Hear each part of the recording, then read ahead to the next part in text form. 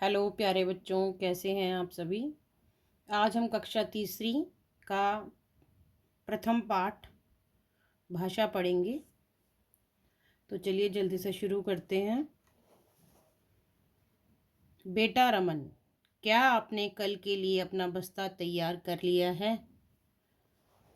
बच्चे ने जवाब दिया, जी हाँ, मैंने सोमवार की समय सारणी के अनुसार बस्ते में किताबें कापियाँ रख ली हैं।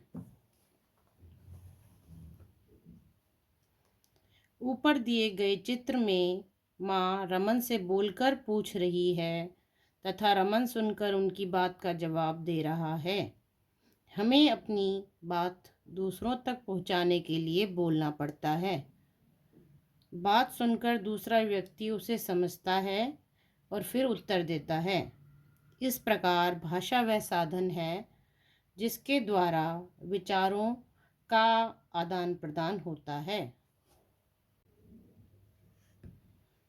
जिस साधन के द्वारा हम अपनी बात को बोलकर या लिखकर दूसरों तक पहुंचाते हैं उसे भाषा कहते हैं। तो भाषा क्या है प्यारे बच्चों? भाषा एक साधन है जिसके द्वारा हम अपनी बातों को बोलकर या लिखकर दूसरों तक पहुंचाते हैं, उसे ही भाषा कहते हैं। भाषा के रूप। भाषा के 3 रूप होते हैं, मौखिक, लिखित, सांकेतिक। अब पहले हम 2 भाषा के रूप के बारे में पढ़ेंगे। पहला है मौखिक भाषा, दूसरा है लिखित भाषा। मौखिक भाषा वह होती है जिसमें हम बोलकर अपनी बातों को दूसरों को समझाते हैं। लिखित भाषा जिसमें हम लिखकर अपनी बातों को दूसरों तक पहुंचाते हैं उसे लिखित भाषा बोलते हैं। जैसे आप इस पिक्चर में देख सकते हैं, दादाजी समाचार पत्र पढ़ रहे हैं।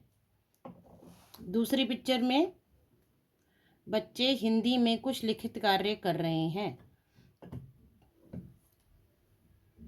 मौखिक भाषा बोलकर अपनी बात कहना, अपनी बात दूसरों तक पहुंचाना, सुनी हुई बात को समझना, यह मौखिक भाषा का रूप है।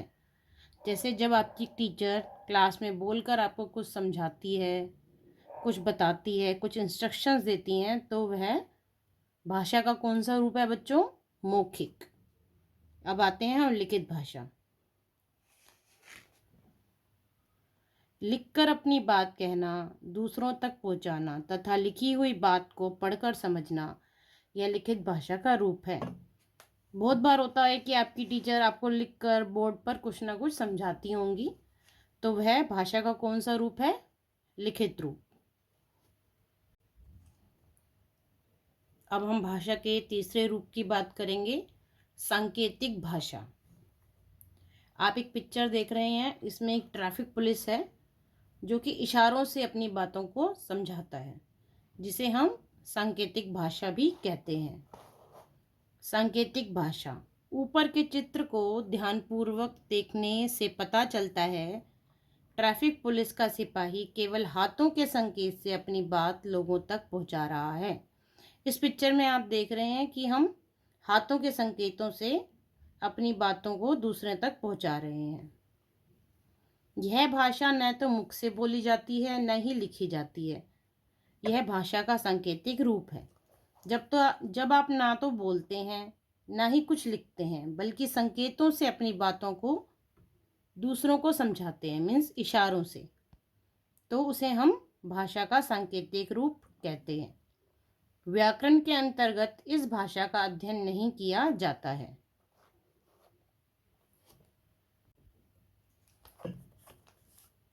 प्रचलित भाषाएं। संसार में बहुत सी भाषाएं बोली जाती हैं और लिखी जाती हैं।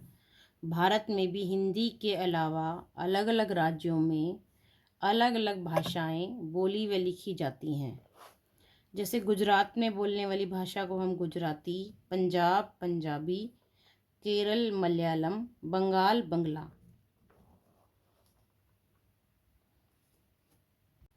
गुजराती, पंजाबी, मलयालम एवं बंगला आदि भारत में बोली जाने वाली कुछ भाषाएं हैं।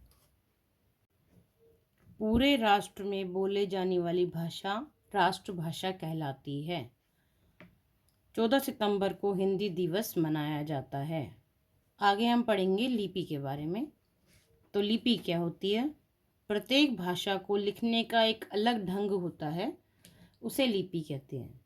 मीन्स जब भी हम कोई भाषा लिखते हैं उसको लिखने का एक ढंग होता है जिसे हम लिपि कहते हैं।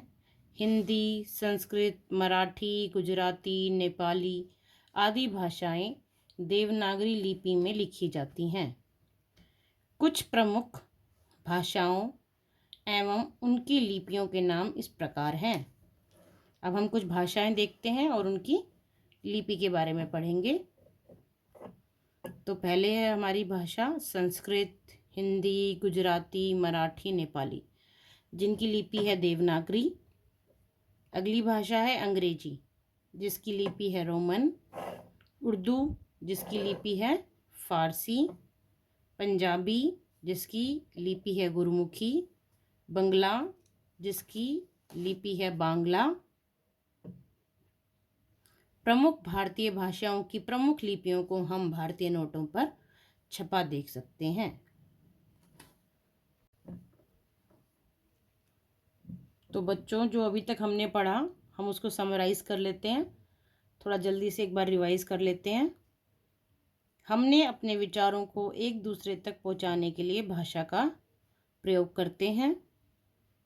भाषा के 3 रूप होते हैं: मौखिक, लिखित, सांकेतिक। व्याकरण में केवल मौखिक और लिखित भाषा का ही अध्ययन किया जाता है। भाषा के लिखने के ढंग को लिपि कहते हैं। धन्यवाद।